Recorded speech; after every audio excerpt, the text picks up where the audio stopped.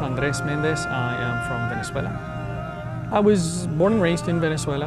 I came to the States when I was 10 years old at first, and then went back at age 13 and finished my high school and came to the States shortly after to begin my higher education. My parents are mostly Catholic. They at least tried to raise me as Catholic, and I never really got into it. Since I was a kid, I just had a thing against it. I think it was around 7th to maybe 8th grade, I started really just not buying it. And I would say definitely around 9th grade, basically my mother got the hint that I was just not going to be coming to Sunday school, or Sunday Mass, sorry. I actually used to go to Sunday school. I was part of the altar boys, I was part of the youth group, just trying to learn the religion. And alhamdulillah, my parents were always open about it. They never told me not to ask questions, so they took me to priests or fathers or whatever the clergyman title is. They took me to various numbers of them, and they just couldn't explain things to me in a way that just made logical sense, that was simple. If I forget who it was that said that if you can't explain something simply, you don't understand it well enough. And so when they would go into a 20-minute rant about the Trinity, it just didn't really make sense to me. Even though I had my first communion, I was baptized. I had my first communion, and that other thing. I really just didn't feel that it made sense. It didn't make logical sense. So I just didn't feel like it was logical. I feel like it didn't make sense. It didn't make any sense. I've never really been an emotionally driven person, so I just fell out of it. I never had the gall to be living in my parents' house and tell my mother, hey, I'm agnostic. So I never did. But alhamdulillah, when I moved out of the house and began my higher education in Southern California, I just really declared myself. I consider myself an agnostic. That was in 2001. By 2004, my appendix blew up. It's a really interesting set of events. I mean, it goes a little bit further back. I didn't enter into the university that I wanted to in Venezuela by 1 point. It was a whole mass of students trying and vying to get into what few spots there were, and I didn't get in by 1 point. So that brought me to Southern California. This was around the time when Chavez had just gotten elected. My parents said, look, it's going to be turmoil from now on. Either, if we're going to pay for a private school out here, it costs the same as a public school in the United States. So might as well send you abroad to live with your cousins, live with your uncle, and that way there's no, breaks or strikes that are going to, halt your learning, your education. And so I did just that. And so in 2004, like just before graduating for my associates in computer science, I had already been accepted to UC Riverside, and right then my appendix exploded. I was working at the time as well. Right when I was working, my appendix explodes. I had to be taken to the ER, and when the surgeon says, look, we don't know what's really going on, I'm like, look, I don't know what to do. And I was at the time, I believe that puts me at 17, just below, you need to get a legal guardian name or legal guardian's authorization or whatever. They call my mother, and she's like, I'm flying out there right now. So when she did, she found out that I considered myself agnostic. And alhamdulillah, she prayed for me for the next about almost 3 years. She prayed incessantly for me to find God again. At the time, I felt that all of these religions, all of these philosophies, it didn't make sense to me on a scientific level. If there's a creator, then there can only be one truth, and everything else is relativistic. It's a Hindu can't tell a Buddhist that he's wrong, and a Buddhist can't tell a Hindu he's wrong. A Christian can't tell a Jew that they're wrong, because unless I'm convinced that there is a supreme creator, and that will be the truth. Everything else is just a dilution of that. And so when she prayed for me, alhamdulillah, I had to come to Florida. I stayed with my sister who was in Orlando at the time, and I began school. That was a whole nother issue too. The university there, UCF, unfortunately lost my transmission papers. I was like, okay, well, I don't want to lose yet another semester. So I transferred into DeVry University, where I met somebody who just completely just questioned my beliefs, really. It was a hijabi who was from Morocco. And that's a whole other set of coincidences, so to speak, because Morocco's like 98, 99% Ahl Sunnah. And she had studied and become the only Shia in her family. So, alhamdulillah, I was introduced to the IEC of Orlando, and that's where I was really taken aback. I was like, wow, I was expecting, shrines or symbols or idols, just like I had in Catholicism. There was a statue of the Virgin Mary. Everyone goes and touches and kisses her feet. Statues of everybody. There was nothing like that there. It was just calligraphy and pictures of the Kaaba at most, and that was really it. So it really, that was one of the main things. The other thing is in how, the conversation began with her was that, wow, she's wearing hijab. Who's making her wear this? Is she married and her husband forcing her to do this? So all of those questions just really started answering themselves, if not being answered in a way that just disarmed me really from this defensiveness that I had against religion, because I always felt like, there's a God. There has to be a creator, most likely, but all this religion stuff doesn't make sense to me. And I really find that that's the common theme with people in Western societies. It wasn't, but emotionally it was. It's when your mother tells you, we're going to church, we're going to church, So I never, like I said, I never had the gall to just say, you know what, to heck with your church. I never felt that I had the right to do that. My mother was a very hardworking woman, still is, who did everything for our family. So I never really, I would have felt that would be disrespecting her. So although it wasn't enforced, there are other cultures in Latin America where it is very much a sin if you don't go to church on Sunday, on the Catholic Church. It wasn't the case in our family. It was just more of an emotional kind of, you're doing it for your mom, you know what I'm saying? My sister moved out during the time when we were here in the States. It was in Atlanta, to be specific. So she moved out when she was 17 or 18, if I recall correctly. And at the time I was like 12. So we have an 8-year gap. So effectively I grew up as an only child, really. I was part of the youth group. I was one of the altar boys. Definitely, was made fun of and laughed at during school for that, because, everybody's supposed to do, in the culture there is everybody's supposed to do this religion thing, but to take it too seriously is considered a joke, really. So even though I was involved in it, I still felt kind of uncomfortable with it sometimes. The most I had heard was supposedly, I don't know, supposedly my cousins who were in Caracas, the capital, had heard or gotten a lecture or a talk from either a Saudi, I'm pretty sure it was a Saudi representative or somebody who was Muslim. And somebody supposedly asked the question, is it true that in your book it says to kill all infidels? And he said yes. And he kind of supposedly looked down in shame and whatnot. And he said, yes, that's as much as I'd ever heard about, Islam. I mean, really Arabs, let alone Islam, that's the closest I ever got to. That was it, the only way of life. It's either you take it or you leave it. It's either you're a Catholic or you're a Kafir.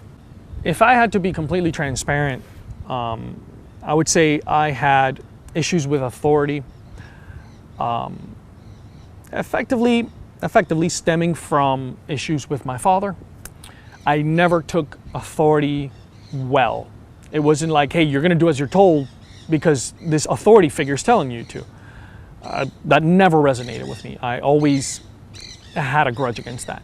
Blind obedience was to me an insult to anybody's brain. I mean, I almost consider it an insult to nature. Like, nature gave you a brain, the most evolved brain of any animal on earth, and you're going to insult it by turning it off.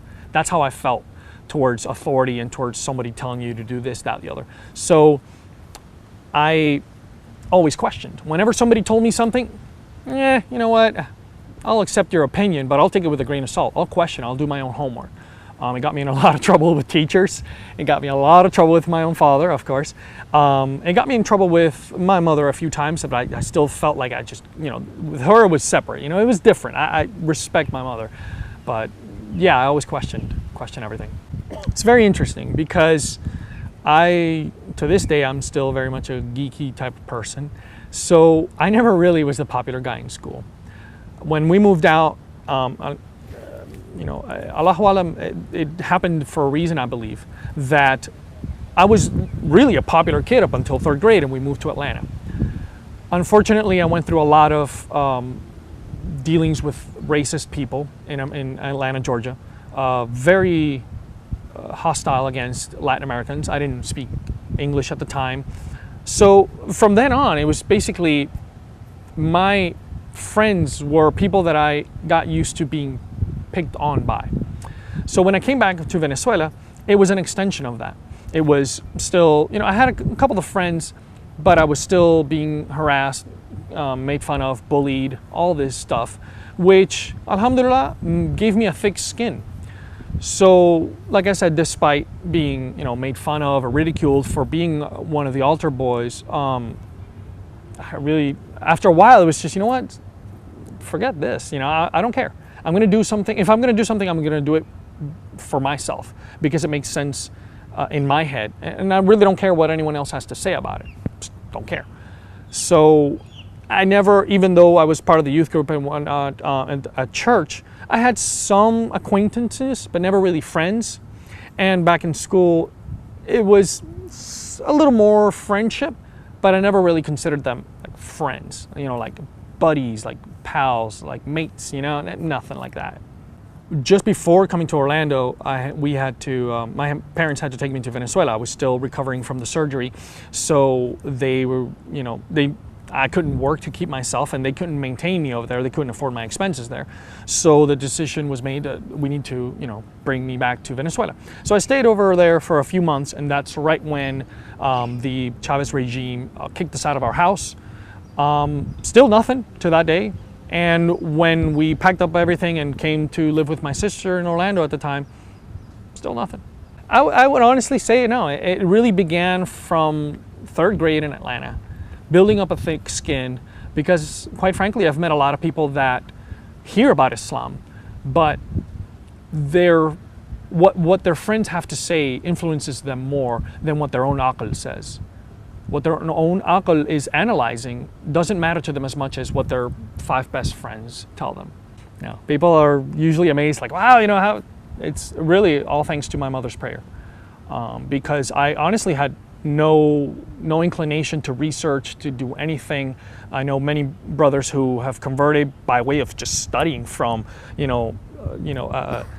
Ahlul Kitab, from the beginnings, from Yahud, the books of the Jews, all the way through Christians, studying Hinduism, Buddhism. I wasn't one of those. I was blind, deaf, and dumb. And I had reached a consensus that, I'll never understand God, and it won't fit in my head, so why bother? It was as emotional of an experience that I think I could ever get, really. Like I said, I'm not really an emotional type of person. I'm not emotionally driven, but time after time. At the IC at the time didn't have a resident alim, so they would have sheikhs coming in from all over the country. And I got to meet some great scholars. And I would just, sometimes I hear from some people that were there at the time that they were like, you really harassed these people with questions, because I was just so That's been my method. Is if this is gonna make sense to me, I'm gonna fight it. There's the famous quote of Imam Ali alayhi salam who says, if you're seeking knowledge, put yourself in the shoes of someone against it. Fight it. That was my spirit. I'm like, no, I'm gonna fight you. I'm gonna prove you wrong, and I just couldn't. Maulana after Maulana, Sheikh after Sheikh, I just couldn't do it. I was just like, okay, that makes sense, but let me show you why you're wrong. And it's like, no. And their akhlaq, it was really what impressed me. They would always end their questions with, does that make sense? Nobody had ever asked me that. Not a single clergy prior to had ever asked me, does that make sense? It was just expected. Hey, you're going to accept this. Of course, this makes sense. There's no doubt about it, Meanwhile, in my head, I'm just, no, it does make sense, but you're not even bothering to ask me if it does. So that akhlaq really just impressed upon me that this is rather a religion. I was asked shortly after I took my shahada, I was like, did you study enough to become Muslim? Like, no, I didn't. I studied enough to make the decision that this was a religion worth studying for the rest of my life. That's really what I felt like. This is a vast ocean. I love the beach. It looks great, but I know there's more to it. So that's what interested me. Really, that's why I felt like I had to take the Shahada, because it's just, you can only get so much with training wheels. You can only get so far with training wheels or little lifesavers. At some point, you're going to take them off. You're going to immerse yourself into it, and you're going to explore even further depths. And that's really what I felt like I had to do. I do remember one interesting thing that I'd like to point out, which was that during the time, I went to a restaurant in Orlando that has a mosque attached to it or next to it, and the adhan sounded for Maghrib, I think it was, or something like that. And there was a congregation, and these were all Ahl Sunnah. And I don't know under what madhab this one fellow fell onto, but I do remember him saying, just be careful with the Shias, they'll lead you astray. And that was enough for me to say, you know what, Tashayyud is the right path. Because going back to how I said, if there's not a single source, if you're with that single source of truth, with the Creator's truth, I feel like you have nothing to fear. It's like one of these boats. If you anchor them, you really don't have to be afraid of jumping into the water. You can swim all you want. That boat's not going to move. It's going to stay there. If your boat's solid. But if your boat's not well anchored, you're just going to swim but constantly be scared. Or you might not even jump into the water at all. You might just defend your position at all costs and say things like, be afraid of X, Y, or Z.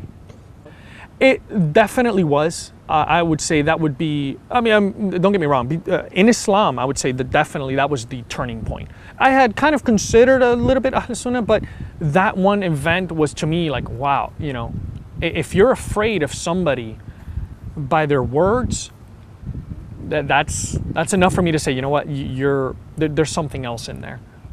I believe that there was, right when, I honestly, I don't, it's all kind of a long, blurry memory for me, but at one point, I don't know if it was shortly before taking the Shahada or shortly after starting to attend this mosque, it was during the time of Karbala. During the month of Muharram, and the whole Masayib about Karbala really kind of impressed me. I wouldn't say that it kind of drove me to tears, that it shook me up, that I was just emotionally swept away. I was just, I guess, recoiling or kind of sinking a little with the message, because I had just gone through something slightly similar. You can never compare, Imam Hussein's martyrdom to anything you or I could live through, but I had just gotten kicked out of our house. My parents had just sacrificed everything for a cause that was effectively a lost cause. They gave everything, especially my mother. She went on strike. She had to sell all her belongings, basically, and I went into a kind of a, what's it called, a nervous, a panic attack. I had a panic attack during when they took over the house.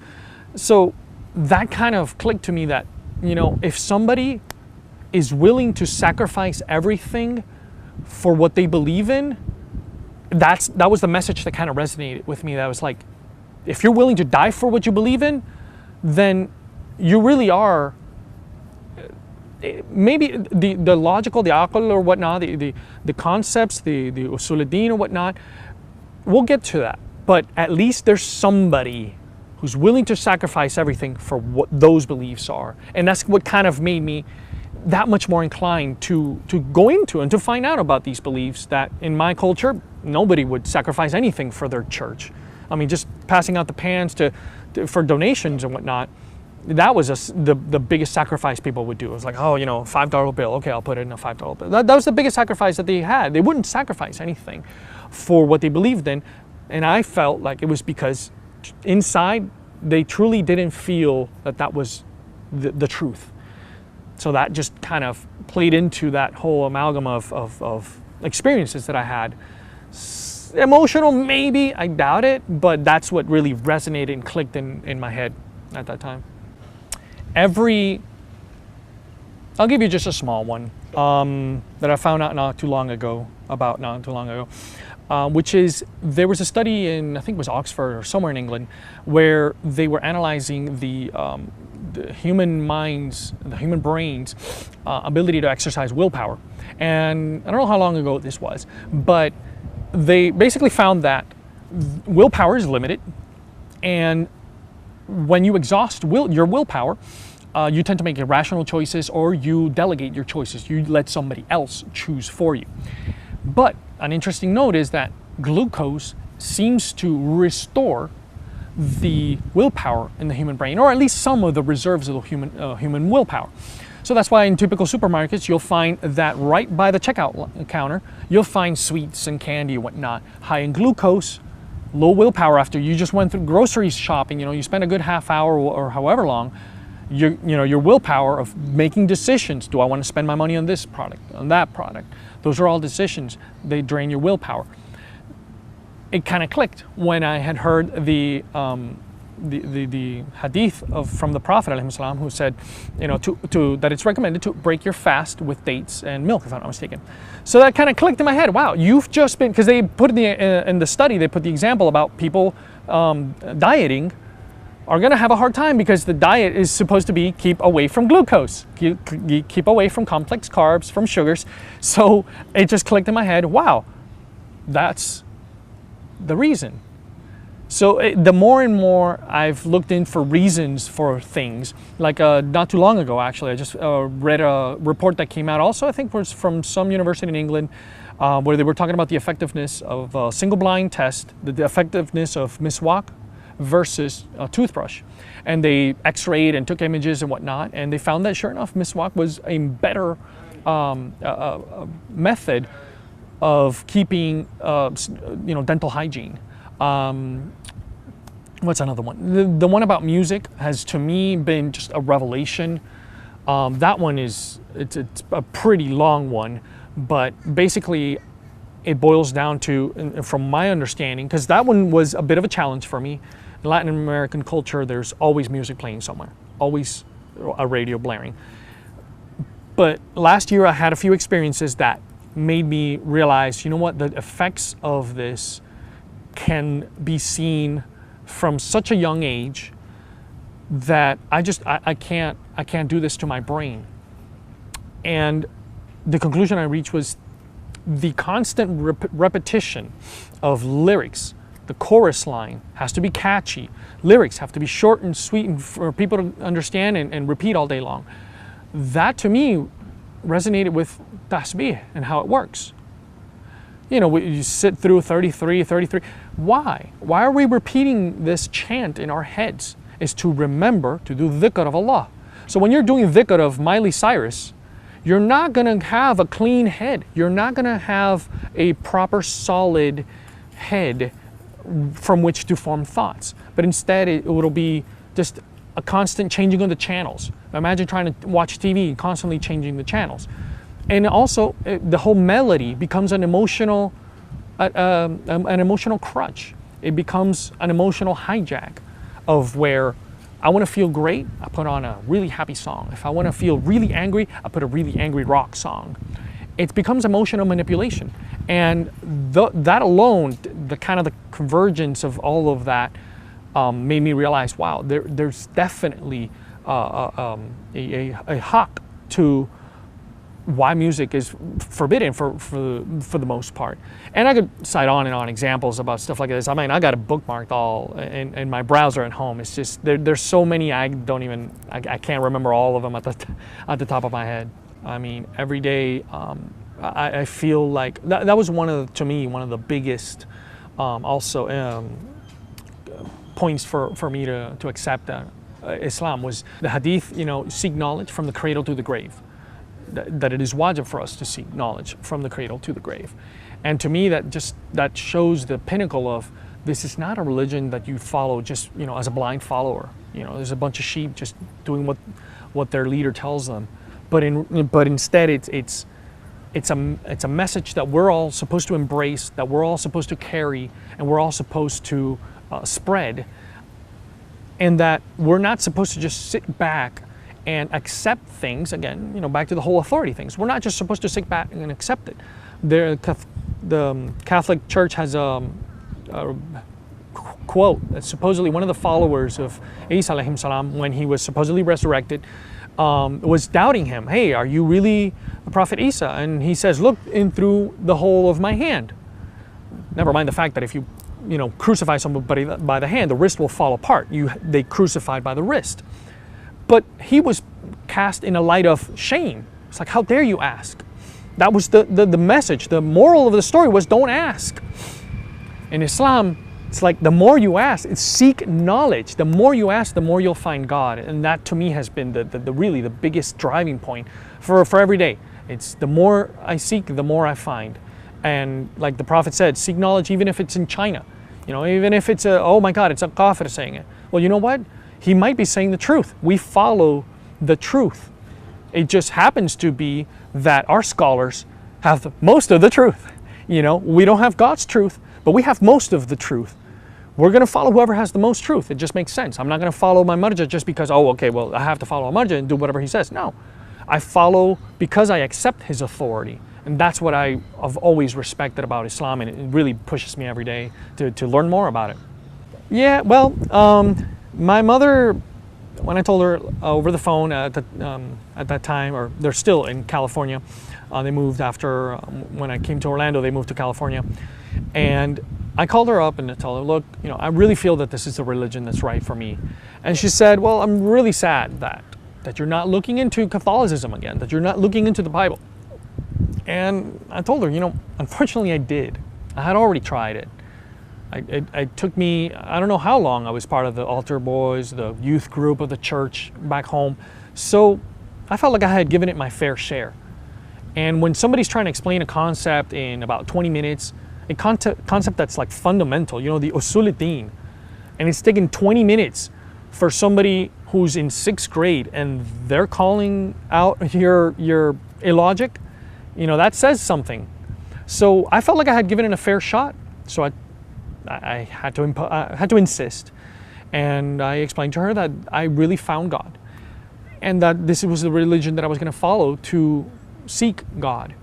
And I'll never forget, when I went to pray one time, I think it was either in their home or in my sister's home actually. She saw me getting ready. I was laying down the carpet, I was placing the turba, I was making the takbiratul ihram and everything, and she was just started tearing up. I was really caught off guard. And so after I finished my salat, I asked her, is everything all right? She's like, wow, I'm really impressed. It was a work of God, I'll say, that shortly after, during my shahada, or that time of my shahada, and shortly a few months after, my parents just start hearing more and more about Islam on TV, on the radio, meeting colleagues at work, meeting friends in their social circle. They were getting more and more exposed to what Islam wasn't. The whole thing about the Saudi people, person supposedly saying, yeah, we have to kill all infidels, that type of thing that they grew up in, hearing in Venezuela. So they were kind of seeing more and more the reality of Islam not in the sense of, they're accepting the truth, but rather they're seeing that Islam is not all those preconceived notions that, TV here likes to portray. So because of that, I have to say, alhamdulillah, that happened, because it was so effortless for me to go back to my parents and explain to them, yeah, I'm Muslim and I'm married, and they accepted my wife lovingly. They love her. They've accepted my journey. The whole what's tahir and what's halal, what's not, that's still cause for jokes every now and then. Like, can you eat lettuce? Like, yes, I can eat lettuce. I don't know, but this is carrot. And like, yes, I can eat carrots. Well, this is meat. Can you eat it? Yes, we're in a halal restaurant, guys. That type of thing. It's still kind of like, oh, are you sure you can eat this? It's a sweet. Don't worry. So that kind of, every now and then, gets a little chuckle. But they never, alhamdulillah, they never opposed me. They never became antagonistic to my pursuit or to my acceptance, really, to my decision.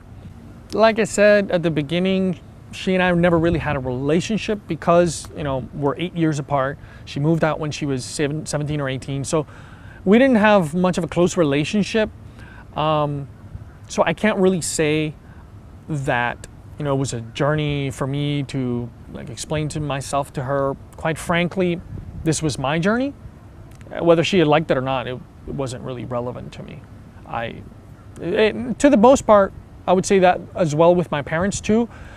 But how I dealt with my mother, the akhlaq that I used with my mother and my father, obviously that was there. That was a cause for concern of me. How do I make sure that they're okay with me? I'm going to be who I'm going to be. I'm going to accept Islam. I'm going to follow the Shayud, but how do I get them to accept me as this person? With my sister, I felt like, look, if you want to accept me, that's great. If not, no big deal, really. With my sister, I felt every now and then a bit of kind of tension, I would say, not hostility. I mean, she's like, hey, I went to this Greek restaurant, so I'm sure you'll be able to eat there. I'm like, all right, well, we'll see, inshallah, that type of thing. Or, oh, hey, I heard about this Jordanian restaurant in Miami. She lives in Miami. So it's like, oh, okay, great.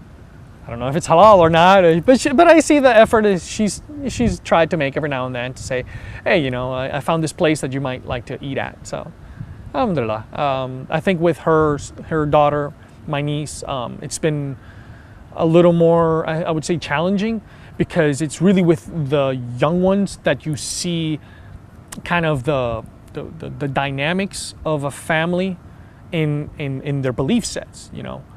If the father, the typical scenario, the father's Muslim, the wife is Christian, the mother's Christian, there's always going to be some jockeying for authority into whose religion is this child going to follow. So my sister and I have kind of every time I visit my niece, hey, I'm praying, please don't touch that. That's my torba, I need it. Or no, I can't eat your slice of bacon. I'm sure it's pretty yummy, but I can't eat it.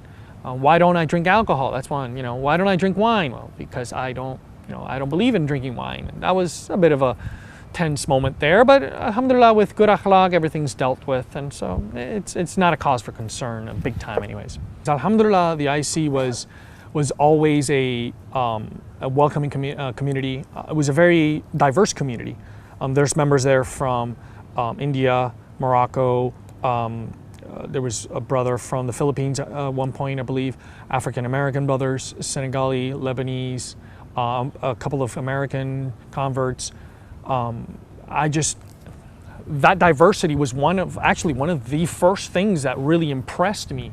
The typical thing in the Western media is, well, Islam is just an Arab religion, or heck, even the Persian, anti-Islamic crowd, where Islam is just an Arab religion. We're Persians, we're different than that. Islam is a universal religion. So when I saw the universality, if you will, in this church, I was really impressed that, wow, this really isn't just, an Arab religion. Right off the bat, that disappeared. But that's not been the case in other communities. I will definitely say that I felt hostility in other communities. I understand why that element of xenophobia has been present. Unfortunately, I see it as a historical side effect, where a lot of communities were threatened. A lot of communities have been under the watch of the FBI agents, NSA wiretapping, and stuff like that. Or even back home, you know, communities back home in the Indian subcontinent, in the Arab world, these communities were not free to express their belief sets openly. You look at what's going on today in places like Pakistan or even Iraq. The minute you find out that they find out that you're Shia, Bismillah, you know. Go, best of luck for you. So that's present, definitely. I understand why. It's a little sad though, when I come into a community and people are treating me like I'm some alien, or I'm some agent, or who the heck are you, or I'm not, don't touch me, I don't know you. There's definitely been the hostility. So I can imagine definitely, and I could definitely see how other converts would feel alienated by that, because I myself have felt alienated in other communities. Alhamdulillah, the ones that I've been to have been very welcoming though. They helped by, I mean, I would say with the whole diversity thing, and they would definitely, I would say they definitely helped just by their mere presence, because of the diversity of the crowd that I was a part of. But again, my case is kind of particular because I never really had friends. I never felt like, you know, I need society or I need friends. I'm not a hermit by any means. I love the community that I'm currently a part of, but I don't think it was as important for me, their acceptance or whatnot. I did have some friends while I was in school and during my time when I was finding out about Islam, who didn't really think much of it, to be honest. It was a handful of them. I'm sure one of them, I think, kind of fell off by the wayside, like, okay, you know, he's become a Muslim thing, so I'm not going to talk to him anymore. I really don't care. So it didn't bother me as much that some accepted it, some didn't. I don't know who didn't, alhamdulillah. So, you know, all the best to them. The few that I did put in my social circle were definitely supportive. I wouldn't say this was during my conversion process though. This was definitely after, and definitely felt welcomed as a believer and as somebody who's fun to get along with or fun to hang out with, that type of thing. So yeah, I never felt like hostility from my existing friends, not that I know of, and from the new group of friends that I was making, I felt really comfortable, honestly. I would say it was definitely, I mean, depends on what you define as friendship, you know. People that I've invited over to my house, a few, a handful maybe, but I definitely met a lot of people and had great acquaintances, and I would definitely say all of them were just great people. I never found it hard to introduce myself to somebody. So for that, I never really, you know, felt like, you know, oh, this is hard for me to meet somebody at this new mosque that I'm going to. I just introduce myself to the person, and if they like me, great. If they don't, well, that's their loss, really. Take it slowly. Take it slowly. There is a wealth of knowledge. You could sit, and I've met people that are still studying Islam to this day, but they're looking at it from a historian perspective. Like, oh, there's this religion, there's that religion, there's this other religion. But they never see it as a personal journey. It's not a struggle for them. On the other hand, I've seen people who just rush into it, and they find that, oh my God, this is so great, and they just rush into it. Stack of books this high, trying to do everything to make up for the last 20, 30, whatever, how many years that they weren't Muslim for. And those are usually the quickest ones to fall off the bandwagon, or whatever the expression is. Those are the first ones to quit, basically, because they're burnt out. I forget, one of the Ahlul Bayt had a quote about, you know, God likes, or God loves the practice that you make into a habit. Not the thing that you do all in 1 week, and by next week you're burnt out, you're not doing anything. If you do one thing, do it steadily until it becomes a habit. Then you build on that habit, and then you try the next one, and then that's how you scale. It takes 20 years. I forget some quote from Imam Khomeini, who's like, after 20 years of something, of being in the Hawza, he's like, wow, I finally perfected my salat. You know, it's going to be a while. So relax, make yourself comfortable, question all you need to come to a conclusion with the usulidin. But once you accept the usulidin, just take it easy with the Freudin, because you can accept the usul with all your heart. It doesn't matter one bit if you're not practicing at all by next month, because you rushed into it and you burnt out. That would definitely be my number one advice. Don't rush into it. I would say my first one would be finding my spouse. That person who I met, the Moroccan girl who I met, she and I separated. And it was a bit of a trial for me after that of finding a spouse. Many trials. That's when I got to learn firsthand the xenophobia, the racism, and everything else that's dirty about most of the cultures that practice tashayud in the United States. Things like, well, he's a convert, so he might just convert out. Things like, well, he's not Arab. Or things like, well, he's not Desi. Or he doesn't make enough money. All this stuff. And I have to say that was one of the biggest eye-openers for me, because in my experience, not the revelation, you know, about them, whatever, but the span of time that I was looking and just striving to find a spouse. I thought I knew exactly how.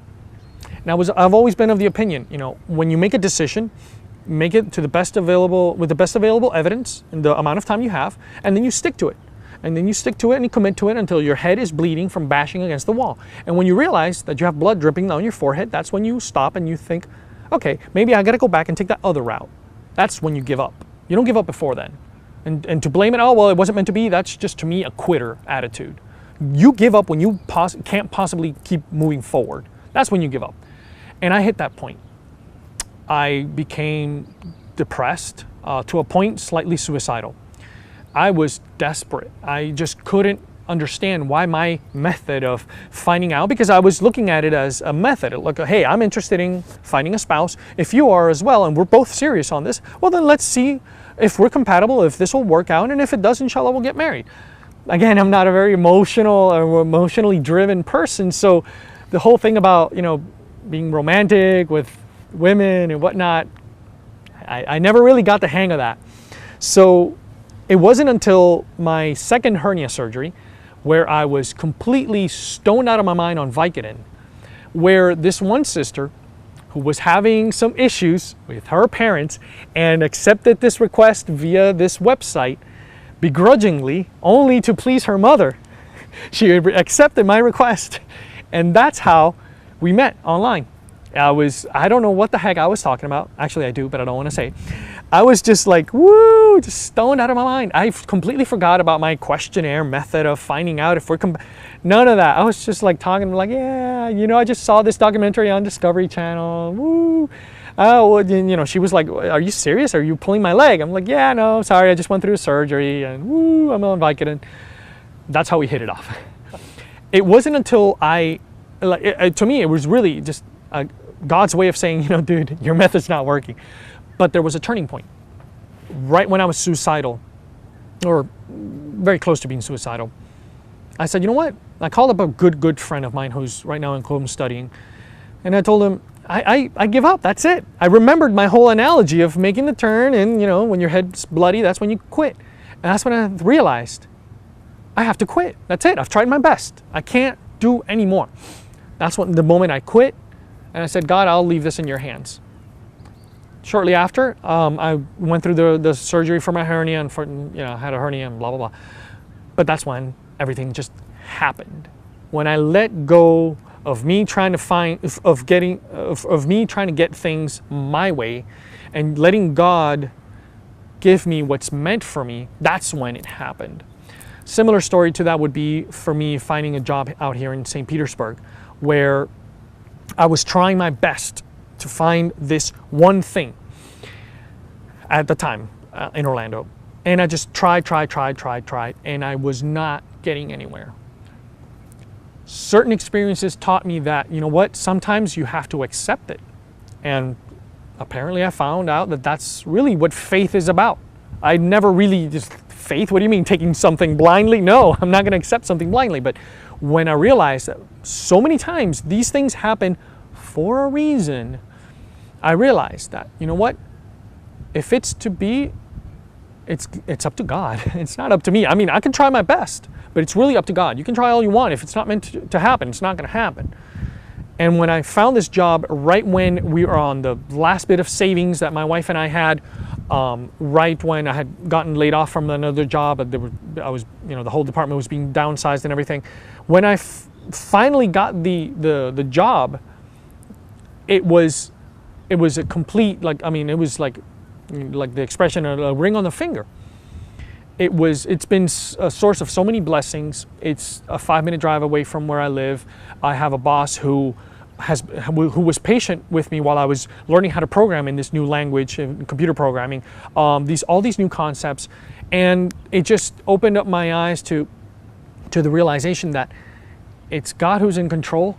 We're just His pawns. We're just His, pieces on the chessboard, and we simply have to let go and know how to act in accordance with God's laws, and God will take care of you. And just that, to me, those two, the ones that I can think of off the top of my head, have been just the sources of me of really, that's been more of the emotional embrace for me when it comes to Islam.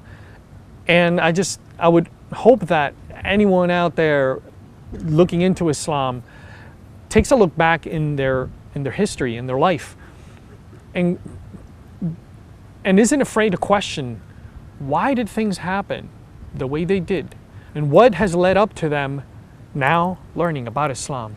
That I would think would be the most valuable thing that I could hopefully impart and help somebody else out with. I would say depending on their background. Definitely depending on their background. Preconceived notions are the work of the devil, to be honest, because that's what the number one thing that I found that clouds most people's judgment is preconceived notions. And until they let go of those, they're not going to get anywhere.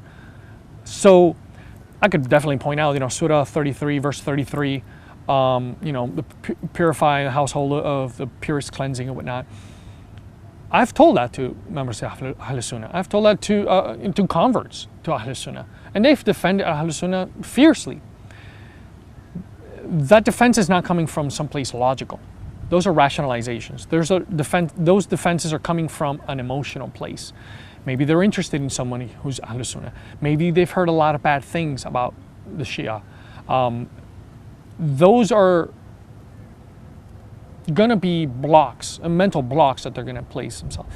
So depending on their background, I would say my background was agnostic, science, that was it.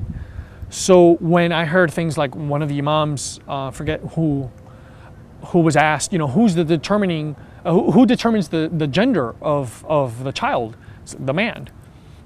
When the whole earth, wind, fire, and water thing was kind of taking a hold again in the Arab world, one of the imams was asked about the validity of that Greek theorem, and he was like, "No, that's not true." He went on to explain the whole atomist theory about things that are so tiny you can't see, but that's what makes up matter. I would say that the scientific proofs that the Ahlul Bayt gave would be, I think, one of the best proof that I can give. Because you can argue about, Ali, Mawla, all day long. You can say, well, no, he really meant as the Ali was the Prophet's BFF or what. Give me a break, The most narrated hadith in the world is Ghadir Qum. So if that alone hasn't convinced you, maybe you haven't heard of Ghadir Qum, so, check the hadiths of Ghadir Qum. But if you have heard about it and you're still struggling with that, then I would say look into the scientific explanations that the Ahlul Bayt gave, and if nothing else, look at the events of Karbala and ask yourself, why would Imam Hussein sacrifice everything to save Islam if it was Muslims that were fighting him? If it was Muslims that were fighting the Imam of the time, who's on the right path? The Prophet's own grandson and his entire family is slaughtered by other Muslims. So they're both valid, or who's willing to give up everything for the sake of Islam. It wasn't the friends of the Prophet who ran past their own house. They were so scared during battles. It was Imam Hussein. So I think if anything, if Ghadirakum doesn't sway you, if all the other hadiths of the Prophet declaring Imam Ali alayhi salam as his next in line, if nothing of that, if the scientific explanations that the Ahlul Bayt gave don't sway you, nothing else, find it in your heart to read into Karbala and to find out why. Why would somebody, the Prophet's own grandson, sacrifice his entire family and then himself for the message of Allah? Like, if that's the same message as the Muslim army that was attacking him from Yazid's commands, then why the heck didn't they both join together and say, hey, there's nothing to fight about here. We're both in the right path. I would say if anybody's interested in what I have to say, I would say that you can have your pie and eat it too, as they say, or cake or whatever it is.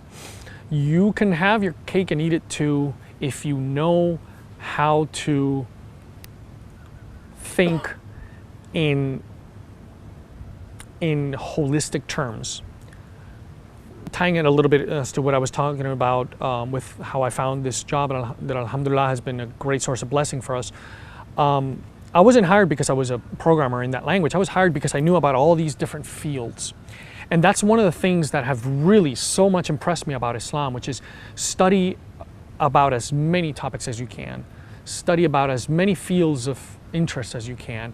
And I'm sure there's a hadith from Imam Ali alayhi salam, if I'm not mistaken, about studying about everything. Don't niche yourself into this one scope of subject. Broaden your horizons, broaden your understanding of things or your knowledge in things, because that'll just make you such a better person. That'll make you a more well-rounded individual. And I really believe that that's what God wants for us, to be well-rounded people, to be people that can relate from many different angles, can put ourselves in the shoes of a Christian, an agnostic, a Hindu, that can put ourselves in the shoes of a political party member of one political party, or in the shoes of a historian or a scientist, to seeking that kind of knowledge and broadening your horizons. I think is definitely something that everybody should consider, not just about studying, about Tashayyud and studying about the school of Ahlul Bayt, but in everything in life, how they approach everything.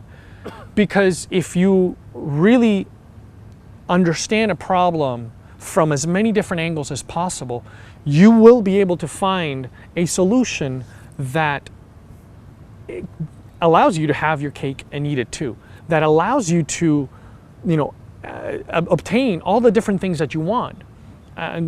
Prophet Yusuf or Prophet Sulaiman are great examples. You can have everything you want. Number one, though, you have to obtain it the halal ways. You have to always follow haqq. But that's not enough to just say, well, I'm going to follow what's in this book of the Risalat of my Marja, and that's it. Don't be afraid to really anchor your ship and make it solid. If there's any holes that you feel are in your ship, patch them up. Make sure that anchor is rock solid, but don't be afraid to jump out, because in this day and age, I really feel that Muslims need to go out there, and Islam really needs to be explained to people, because most people don't have a proper understanding of what's going on. They understand that they're getting this from the media. We have to not be afraid and not be so terrified of jumping into the waters, of exploring different oceans altogether that when you're used to. But like the Prophet said, seek knowledge even if it's in China. So if you have to go there, if you have to go to some place that's completely outside of your comfort zone, know that God is with you. And as long as you're rock solid with your boat, don't be afraid to go out there, because we need people to go out there and explain what Islam is about. Not just for that too, but for the personal enrichment that it brings, where you can have your cake and eat it too. You can attack, you can kill as many pigs with the same bird, to use an Angry Birds analogy. You can kill them all if you want. Take out all those pigs in a row. If you know how to line everything up, you can make it happen, and I really feel that it's necessary, especially in this day and age, and especially in our side of the world.